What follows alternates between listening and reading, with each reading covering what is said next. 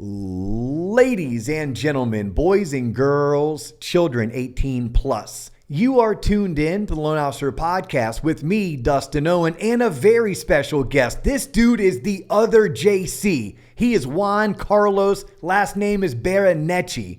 Family's from Medellin, Colombia, but he was born and raised in Queens, New York. He today lives in Lake Nona, Florida, where he has taken up the great game of tennis. He's an ex-mega producing realtor who now runs a staffing agency who is specializing in helping mortgage originators scale through the use of virtual assistants.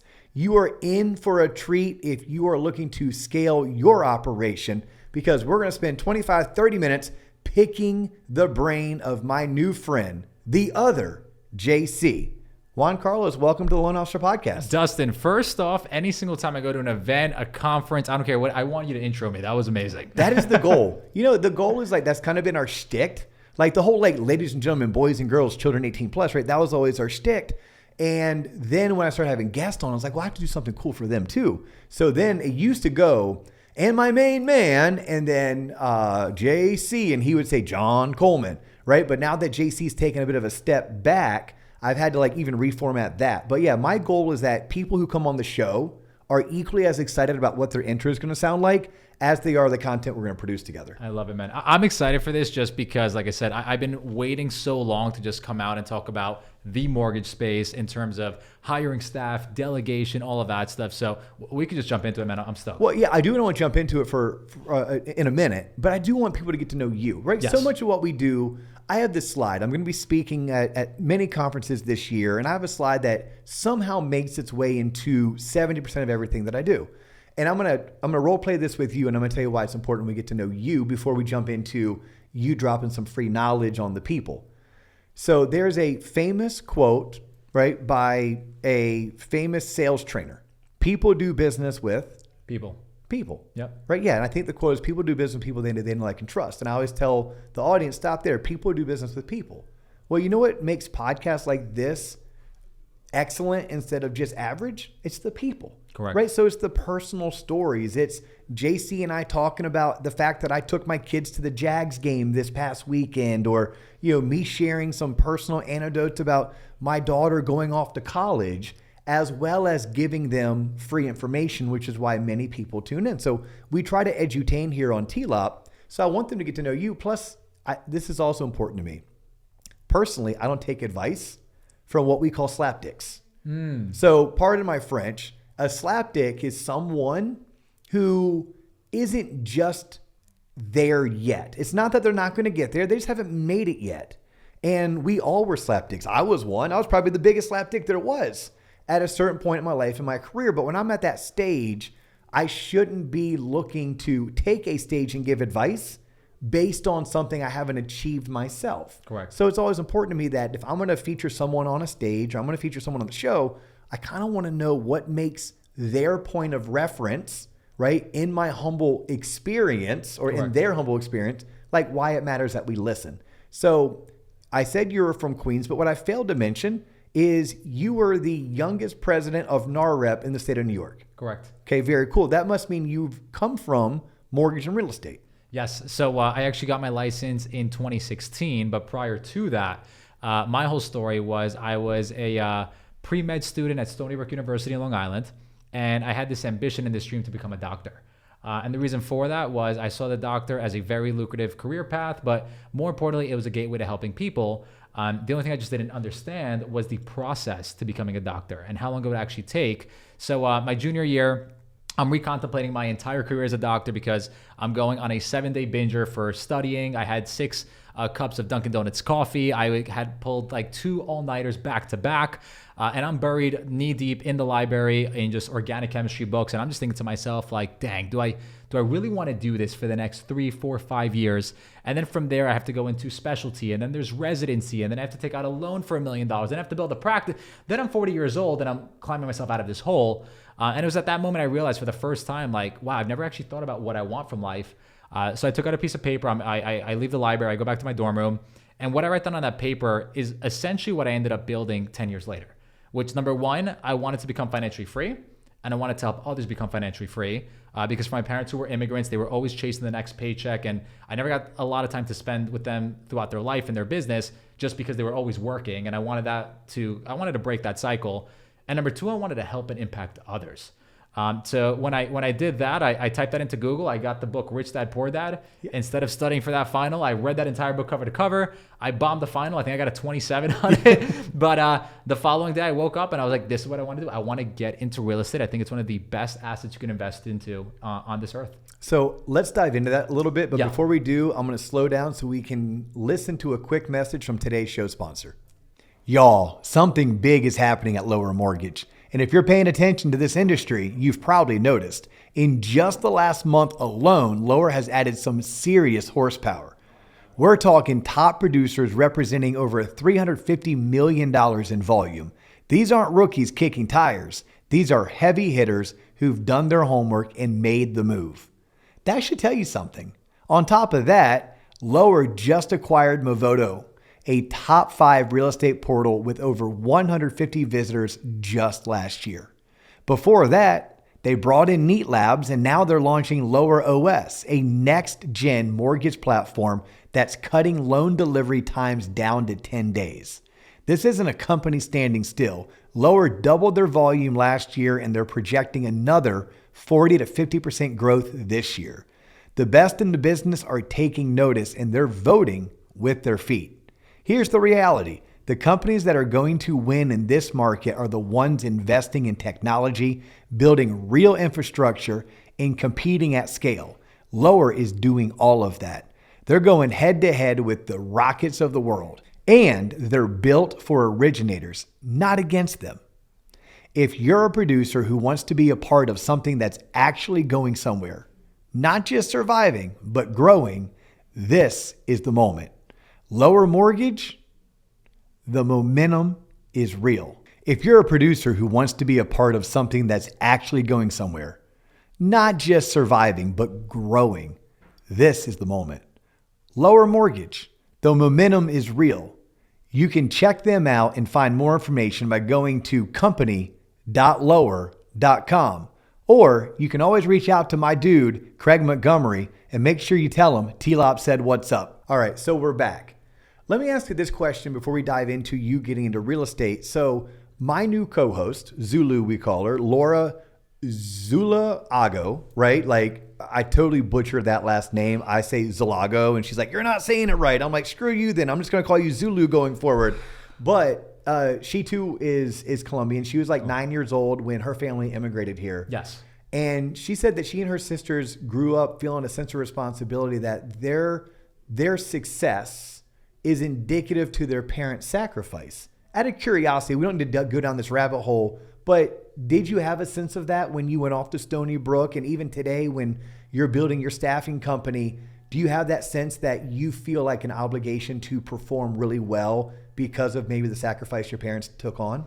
1,000%. So much so that when I was 23 years old and I got my real estate license, the first goal I wrote down was to retire my parents within 10 years. Which I actually ended up doing. So congratulations. That's freaking awesome. Thank you so much. So pretty much for me, it was a whole understanding that they went through this entire process of coming to this country with nothing. They took a huge gamble and risk getting here. My mother was a dentist in Colombia and she had to redo her entire medical field over here in the US as well because they didn't accept it over there. Was she able to? She was able to, yes. I have a friend of mine that I trained with who is Colombian. Yeah. And she was like a badass dentist, right? Doing implants and oral surgery. Yeah. The language barrier, because the licensing and the testing is all in English. Correct. It's still tripping her up. But congrats to your mom for being able to work through that. She had to learn English from scratch. So that's the type of immigrant mentality. Yeah. Her and my father both went to NYU, so they were working 3 or 4 jobs just to go ahead and make by and pay the bills. And long story short, they ended up graduating. They chased off to their dreams, but they were both in a very similar situation where my mother was always building her practice, working 80-hour weeks and could never kind of float above. My father went the corporate route and was working 40, 50 hours a week, driving 2 hours a day back and forth in traffic. And we had a decent lifestyle growing up, but they were basically living to support me and my sister. Yeah. And when I grew up and I saw them working so hard, they kind of instilled that work ethic in me. But I knew I had a responsibility as a son to just grow up and provide for them and give them a better future because at the end of the day, they basically lived for us our first 20 years. And I knew that with the wisdom and the work ethic and everything they instilled in us, the least I could do was put them in a position where they could enjoy the rest of their life. Okay, that's awesome. Phenomenal story. Congrats to you, but also congrats to your parents for obviously raising you, but then, doing everything that they were able to do, immigrating over here from Colombia. So we're going to rewind a little bit. You're 23 years old. Yes. So you're now graduating Stony Brook. You ended up getting your degree, but not going on to Correct. to medical I have school. a bio degree that I have never used. You have So a yes. bio degree you never used, but you chose real estate. Correct. Reading the book Rich Dad Poor Dad allowed you to do so. By the way, I finally read that book last year. No kidding. Yeah, I Okay. finally read it. I'm like, what's all this hoopla people are talking about? So I went and read it. It is a very good book. Yes. So now I'm like trying to do all the classics. Right now I'm like, I'm going to go and buy. I think the newest one that I just started is I'm trying to remember the name. It's How to Think and Grow Rich by Napoleon Hill. Yes. Right? The Richest Man in Babylon. That's one of my favorite, by the way. Yes. Yeah. So Richest Man in Babylon, I read that one a few years ago. Barry Habib turned me on to the book. Yeah. But honestly, when you read it, it's like, that's where Dave Ramsey got his entire shtick from. Correct. His entire shtick Yes. comes from Rich Man in Babylon. But it's a great, easy read that you can give to your kids can give to their kids. Yes. It has historical references, but just basic financial principles. So you read Rich Dad, Poor Dad. You figure out, wait a minute, I really don't want to be a doctor. I just want to be a businessman. I want to make money. I want financial freedom, and I want what comes with that. So you found real estate. Correct. So the year was 2016. 2016. I ended up parking my license with Keller Williams because what I thought at the time was real estate is my entry level to learning how to invest. So I might as well get into the business and learn how to sell and everything on that side. And what ended up happening was I actually fell in love with the idea of sales. I fell in love with the idea of the hustle and going out there and building a book of business and all of that stuff. So like I said, I could go ahead and backtrack and kind of reconsider things was instead of focusing on the investing side, I went all in on the agent side. And I'm fortunate for that because of that, I've been able to understand what the agent problem is and the LO problem is, and I'll explain that dilemma later on. But the reality was I went all in on building my agent business, becoming a broker, doing the whole 9 yards over there. And that ultimately led me to where I'm at the moment. Yeah. And just give the audience a sense of your success in real estate. You once made the move from Keller Williams over to EXP. Yes. Right. And at EXP, at one point, how big was your downline? I think at the peak, I had over 1,000 agents. Over 1,000 agents in his downline. For loan officers and mortgage brokers, you may or may not know what that means. Realtors know exactly what they mean. Some loathe him for it, right? And some are like hella jealous because of it. Nonetheless, it's an accomplishment in itself. And in your peak as an agent, what was your best year? 104 million in 2023. 104 million. So how many families served, or how many homes did you actually sell to hit your 104 million? I believe it was about 150 and change. 100 and it was between New York and Florida. Yeah. So a little bit over 12 transactions every single month. Correct. And obviously that wasn't just you. You had transaction coordinators and showing assistants and listing specialists and buyer's agents probably throughout in order to do that type of business at scale. 100%. And not only that, but I built it in a way where at that time I was actually moving from New York down to Florida.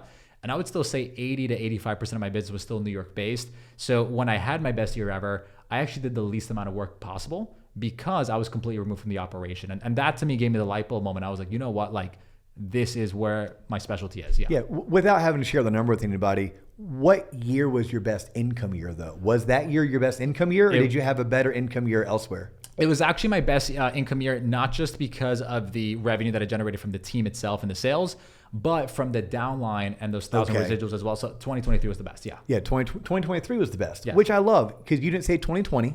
Yeah. You didn't say 2021. Correct. You said 2023, which wasn't a banger, banger, badass year in mortgage or real estate. Yeah. Yet for you, it was. Yeah, correct. Okay. So now we can get into the meat and potatoes of today's episode.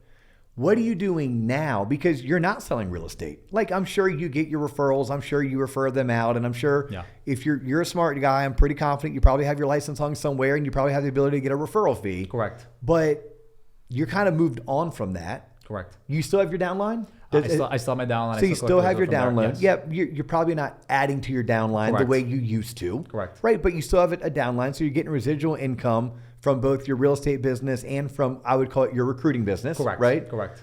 There was a stint that you had a real estate coaching company. Correct. You told me you launched it, you scaled it, and then you said, nah, I'd rather not. Yeah. And the whole reason for that was we were able to get about 1,000 agents onto our coaching program.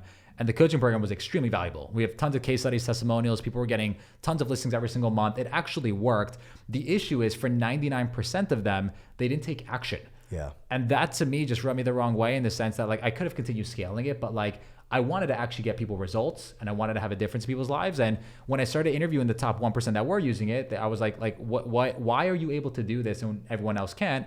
And they're like, oh, I have an assistant. So like I just put them on this and they kind of do all the stuff for me. And I was like, oh, that is what I need to be doing, because that's when I realized the biggest, most valuable asset we all have is time. Time with our loved ones, time with God, time with the people that we care about. And the reality is most agents, the ones that are making 100, 200, 300, 400, 500K a year, they don't have time because they are solopreneurs doing every single job within the business, wearing 5 different hats. So I said to myself, this is now September of 2024, 15 months ago. I was like, I am going to go all in on staffing and I'm going to hire, train, and manage the assistant that will then implement my coaching. I love this, right? Absolutely love this. And I love the fact what you said about your coaching program, right? You had the content, you had the know-how. However, it's what I tell our students over at T-Lob's Originator coaching. Yeah. I go, I can't do the work for you. Correct. Right? And I think that was your frustration is you had 1,000 realtors inside of your coaching program where they were learning what to do, just they weren't actually doing it. Correct. So you flipped the script and said, wait a minute. Instead of me trying to teach you how to go do it, what if I train an assistant and then charge you not for coaching? I'll charge you to have access to this assistant. Correct. Okay, that's what we're going to dive deep into. But before we do, we have to pay some bills. Yes. I just talked about coaching. So let's go ahead and let's hear from someone over at T-Lob's Originator Coaching. For any mortgage broker or loan officer looking to scale and level up their business, let them hear how we can help them by shortening their learning curve. Check this out.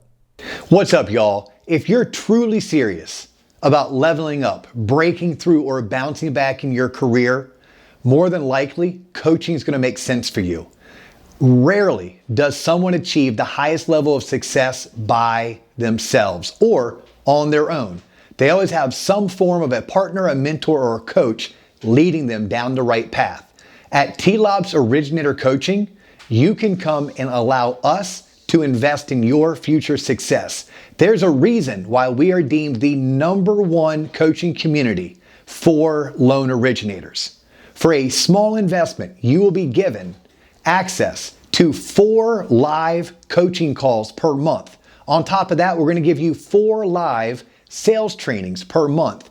And then every Monday, Wednesday, Friday, for 3 hours every day, we have a coach on call. This is your opportunity to get one-on-one for 10 or 15 minutes with either me or one of my certified coaches to go over your unique scenario, your unique idea, or to get feedback on something that you're working on inside of your business.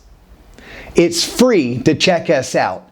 Go to our website, tloponline.com, click on the coaching section, and see the various ways that you can let T-Lop invest in your future success. All right, so we're back now. So today, you are helping realtors, branch managers, loan officers, mortgage brokers scale by offering a third-party service. What exactly is that service?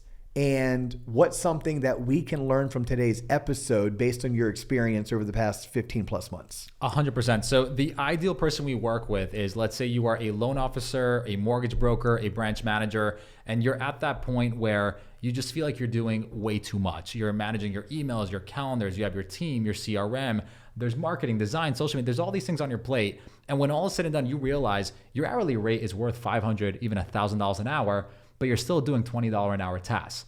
Now, to go out there and hire a traditional person that's a VA or someone from the Philippines, or we'll call it a traditional staffing model, what ends up happening is you're going to get someone at a very low rate, but the quality and the experience of that talent is actually going to end up costing you more money because now you're in charge of actually managing someone at $5, $6 an hour. And when you actually factor in how much time it takes to hire, train, manage, coach, and hold someone accountable, you're looking at 5 hours a week minimum? You multiply that by your hourly rate of $500 an hour, that's $2,500 a week or $10K a month that you don't realize you're spending in managing a $5 an hour employee. And by the way, $500 an hour is $1 million a year, right? Correct. Just FYI, if you ever want to figure out how much I teach this to younger loan originators. Take the hourly, Yes. times it by 2, Yeah. and then add 3 zeros. And that's Right? Oh, that's actually really good. Yeah. Yeah. I just take revenue and divide it by 52. So Okay, that's how you come. You just look at revenue divided by 52. Exactly. Yeah. Oh, Oh no, revenue divided by 2,000. yes, so 2,000 hours. Correct. Yeah, roughly. Yes, correct, Yeah. correct, yes. Yeah, no, I've always, as a loan originator, someone comes in and says, hey, I drive a school bus. I make $18 an hour. I'm like, okay, 18 doubled is 36. Yeah. Add 3 zeros. Okay, you make about $36,000 a year. Yeah, that's Right. actually Someone's like, pretty oh, hey, realistic, I'm an engineer. I make $60 an hour. Cool. 60 double, it's 120. Add 3 zeros, $120,000 a year. It's not exact, but it gets me in the right ballpark. Correct. So I've Correct. always said, oh, I want to make $1 million a year. Well, $500 an hour, right? Times it by 2 is 1,000. Correct. Add 3 zeros, I get to $1 million. Exactly. Okay, Yes. yeah. So it's, and that is what someone who hasn't done what we've done in our careers, it's not about hiring the assistant. That's the easy part. Easy part. Right. Correct. But you then have to inspect what you expect. But if you don't have clear expectations, if you haven't drafted an SOP, heck, if you don't know what SOP is and you're running to Google right now, in fact, I'm going to ask our producer extraordinaire. She's with us today. She's being quiet in the back, but we had the camera on her. Hey, Karina. Yes. Out of curiosity, do you know what an SOP is? Not a clue. Wow. Working for Mikey, Rocky, Vinny. You don't know SOP? Her boss, by the way. Yeah. Her boss is my partner, Mike. Uh-huh. He is a absolute stickler for standard operating procedure. Yeah. So SOPs and playbooks. So anytime you're hiring an assistant, Correct. like it's not, the easy part is finding someone to come work for $15 an hour, $20 an hour. Correct. The hard Correct. part is who's going to train them, who's going to give them the checklist, who's going to provide the SOP, who's going to hand them the playbook, who's going to train them, like rinse, repeat, rinse, repeat. Oh, by the way, who's going to slow down and circle back Correct. to make sure they're doing what they need to be doing. That's where you inspect what you expect. And I'm assuming as you continue to share, that's what you provide. We've systemized that down to a science. We studied the top founders, entrepreneurs, business owners, VPs of banks, mortgage professionals. And what we realized is they all had an executive team that would actually onboard the person, that would actually set up the systems, that would actually train them on those systems, and then continue to manage them and coach them so they could actually take those systems, bring it into like basically make it their own DNA, and then operate the highest level possible. And that's what we realized. Like when it comes to hiring, yes, obviously going out there and finding the talent is somewhat easy, but for a lot of people, they don't actually have the time to interview and qualify 100 people. We hire 1 out of 100 candidates that come in. So I could only imagine all the people that interview 2 or 3 get tired and just pick that random person. We really make it the 1%, but we turn them from the 1% into the 0.1% by putting them through that systematic training, managing, and coaching process. And that's what makes us really stand out. We understand the mortgage brokerage process. My mortgage trainer has 7 years of mortgage experience and 7 years at Ernst & Young. So we understand auditing, ops, finance, controller, operations, systems, specifically for processor assistants, LOAs. We could talk LP1s, LP2s, LP3s. Like I understand their problem. And we have these branch managers coming to us that are doing $400, $500, $600 million a year saying, hey, I need to go out there and hire 5 or 10 people, but I don't have the team in place to hire them, train them, manage them, coach them, all of that stuff. That alone is an 80, 90K a year salary. So what we started doing is instead of just hiring an executive assistant for the mortgage lender, we started saying, why don't we just hire your entire executive team? And I give you the executive assistant that's backed by the training manager, that's backed by the onboarding manager, that's backed by the coaching manager. And then on top of that, I put an accountability manager in place just to monitor every single action they do throughout the day, from beginning of day report to end of day report to communication skills. It really is an entire delegation system. Is this based on how you ran your team that did those 150 transactions, that did the $100+ million in volume? Was that the catalyst or the base of this? It really was, because my entire exec team was all offshore. They were all VAs, but we had so many good systems and SOPs in place that when they were running this, it was almost as if they were 80, 100K a year employees here in the US. So what I realized was we did $3.8 million in GCI, and I was the most removed from my business I've ever been in my entire life. And the reason for that was the systems. And when you combine systems with really good quality staff that think like operators instead of task doers or order takers, what you end up happening is you end up getting leverage. And leverage to me is the one thing that holds back someone that makes $1 million a year to $5 million a year to $10 million a year plus. And we've just found a systematic way to install leverage into any mortgage company. What going back early on in your real estate career, you had your banner year, your breakout year, the 2023, right? That's Yes. the highlight year that we like to talk about. Put it in the bio, put it on the website, right? Correct, Celebrate yeah. it on TLOP like we're doing today. What was your lead gen like in that year? Like, was it organic lead gen? Was it lead gen coming in from your website? Were you hardcore into content where you had a YouTube channel that was spitting off leads? Where was the bulk of, because for you to do 150 units, I bet you probably had to generate darn near close 400 or 500 leads. What was your maiden lead gen? I'm just curious. We had a 70-30 split, 70% being referrals, which I will walk you through my entire referral system, 30% being cold outreach through a combination of ISAs, inside sales assistants, and call centers. So when it comes to the call center, we would hire, train, and manage an ISA to have a certain KPI. And I'll break down what all this stuff mean. Inside sales assistant is basically the person that just focused on making $200-$300 a day. KPI is the key performance indicator, which is the actual metric where actually connecting to them as a result of their success. So if their KPI is they need to book 3 appointments a day and they don't meet that KPI, then that person is not being a successful hire for us, and we're going to find someone else. So that's how we would run it. We'd run it very military, very on that point. We'd bring on 2 or 3 ISAs. We'd say, hey, your KPI is going to be 3 appointments a day. We would have them do cold outreach to for sub-buy owners, expires, distressed sellers, bankruptcies, Chapter 13s, anyone that was basically motivated to sell. And then once they ran through that entire list, they would circle prospect using the, hey, we have a cash investor that's ready to buy your house. Have you considered selling your property? Okay. We would do that entire process, bring on 3 teams. Those leads would then get filtered and qualified by the ISA. We would send them to a Calendly link where we'd qualify them even further. And then once they would go on the entire appointment, the closer or the listing agent in that matter would actually meet them face to face. And you built this from scratch? Did you hire a consultant? Did you? No, I actually, and this is a really good role model for me, Mark Spain. Yes. Who we see everywhere throughout Florida, Georgia, the Carolinas, the whole 9 yards. He revolutionized the model for the cash offer model. And what I realized he was doing was he was spending millions in marketing to put those billboards out there saying, hey, we have a cash offer guaranteed. The amount of leads that come in, it's crazy. He has a call center and then he has his entire process. So all I did was I took that model, I did it in reverse. And what I did was instead of spending millions on billboards, which I just did not have, I said, how can I go the affordable way of paying someone $10 an hour plus bonus to go out of the way to start making 300 calls a day? And if I could track back 3 appointments a day, that's 15 a week, that's 60 a month, and they could just convert at, let's just say, I don't know, 5%. We're getting an ROI on that ISA salary by like 5, 10x. So I scaled that out with a team of 3. That resulted in about 30% of the deals that year. The rest of it, which is referral based, was also very systematic. I realized if I could go out of my way to grow my business to 10,000 people in my database, if I could just convert 1% of them, that's 100 transactions a year. So what we started doing was we built a database using KV Core to 10,000 people, but then we would systematically reach out to them on the holidays. Like that was it. Texting or calling. Now, did you have any prior relationship with these people? These were a combination of Zillow leads, realtor.com leads, Circle Prospect. It was just everyone in my entire sphere. Yeah, but you had spent some money to acquire that lead. But what you did is you didn't just have that lead sit there in an inbox. You made sure they went into a system. Correct. And then that system was built out to where they would be touched either by an ISA or by some kind of automated text or email. Exactly. And the automated text and emails were good, but the ISA actually calling them was a whole nother level of connectivity. Yeah. So it took us about 4 or 5 years to get it to 10,000, but by 2023, we had 10,000 people.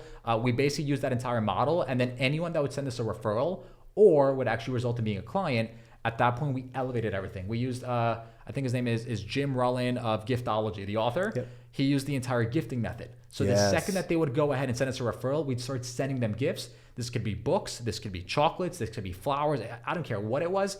We would start sending them quarterly gifts every campaign. And you had an SOP for that too. We had an entire SOP for that. Yep. So you had an SOP and a playbook to gift the right way. Yes. Yeah. Which I still have. And if anyone wants to reach out to me, I'll give it to them for free. But it's a very simple process to systematically get more referrals. And the whole entire thing is we're elevating the client experience. An email is the worst form of nurturing in the sense that it's very cold. Mm-hmm. And no matter if it comes from you or comes from me, there's not much attachment to it. If you were to text someone personally, it's a little bit higher. If you speak to them over the phone, even better. You take them out to coffee. That's a great one-on-one experience. You give them a gift. Now you're tapping into one of their love languages. Yeah. So that was kind of my entire hierarchy for that. Yeah, you had a couple of things that you said that I want to circle back on. One was more of a clarification on my end. Yeah. Because I made a statement that the easiest part is hiring.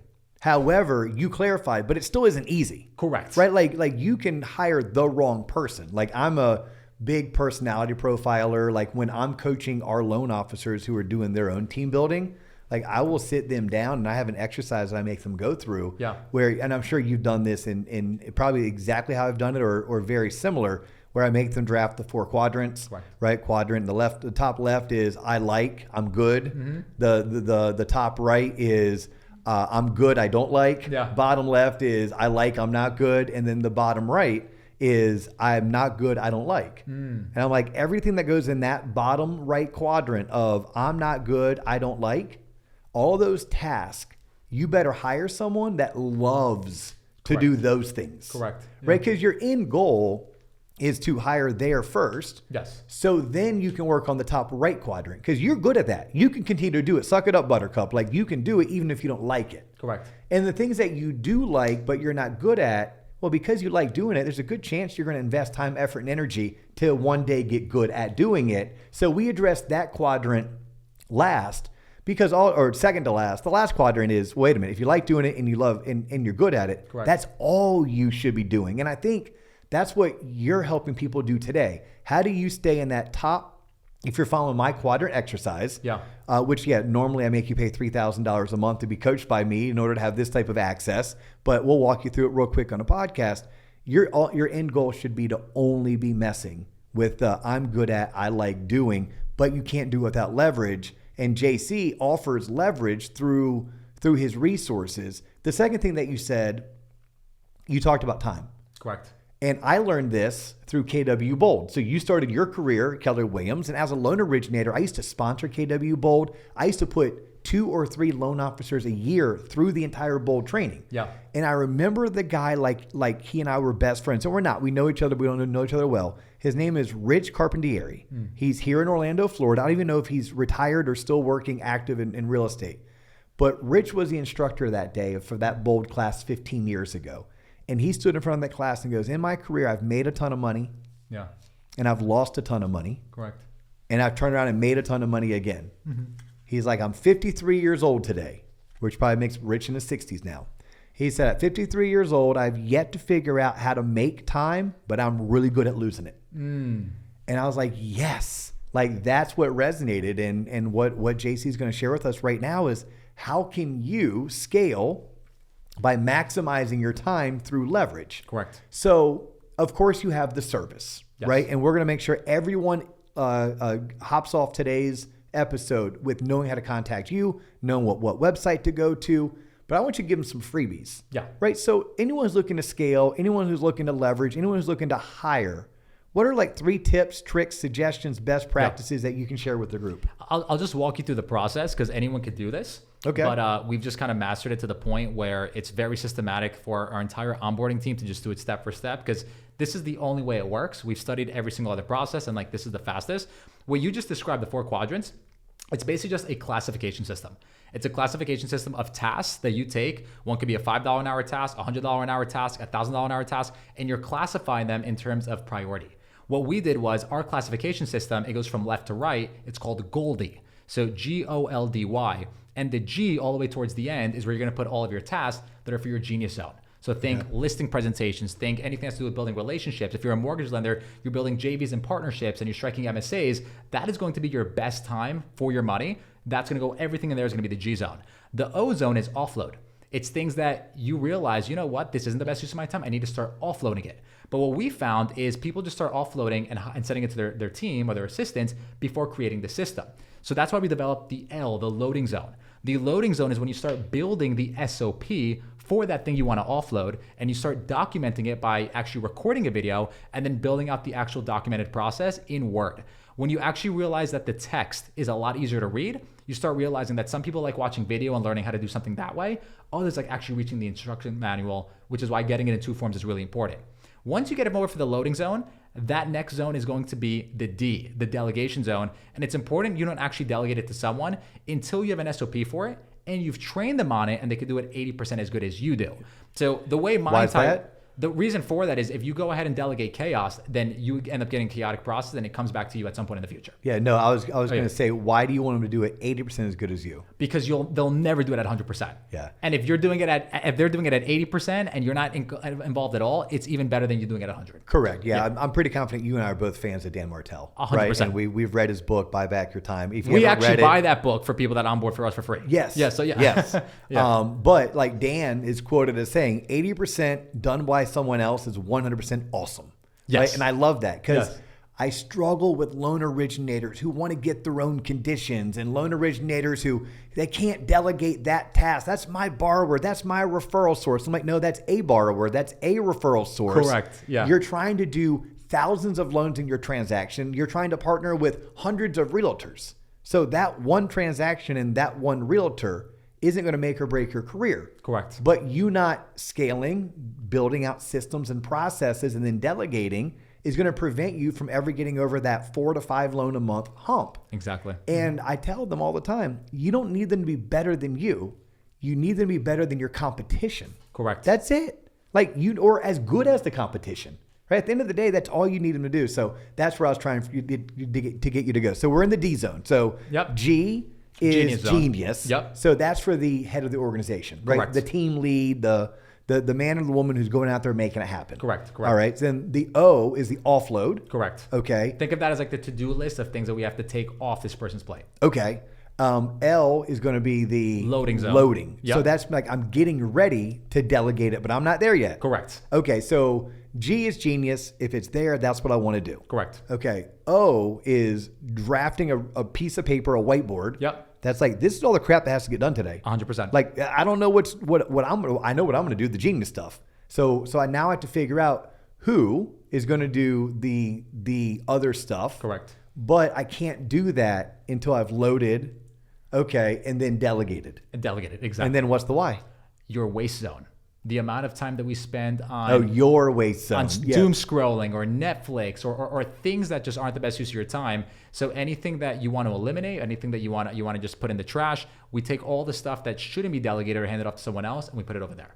And that's essentially what we have. It's called GOLDY. If anyone's interested in learning more about like that entire software, we literally built it from the ground up. And that's a software that's separate from the service, because some people are saying, you know what, I don't want to hire someone yet. I just want to get my life together. That GOLDY.ai is literally that entire process to do so. I'm writing a book on it. When did you build GOLDY.ai? We built it around 7 months ago, because what we noticed is every single person we were onboarding had the same issue. They knew they were overwhelmed, they were burnt out, they were crazy all over the place, but they never actually wrote down what we had to delegate. So when you bring on a person and say, hey, fix my life, and they're like, sure, what do you need me to fix? They're like, I don't know, it's a mess. It's the blind leading the blind. So we had to audit everyone individually, and we always found when you could organize it and classify it in these little quadrants or these little boards, what ends up happening is now it just becomes super clear.